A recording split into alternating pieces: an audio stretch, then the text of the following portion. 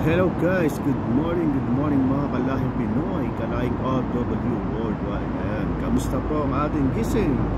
Ayan, kamusta po ang mga taga Middle East? Ayan. At ngayon guys, meron naman tayong share na isang quotes para sa ating mga kalahing Pinoy. Ayan, sabi dito, bilog ang mundo kaya kahit anong problema ay dapat harapin mo. Ayan, huwag mong talikuran sa ayaw at sa gusto mo. Yan, huwag mong talikuran dahil ang problema lang yan. Hayaan may problema sa'yo. At ang problema ay pag walang solusyon, ibig sabihin hindi problema yan, dahil lahat ng problema ay may solusyon. Tama po ba? Ayan, kaya harapin mo. Ayan, huwag mong harapin kinabukasan. Ba't hindi pa ngayon?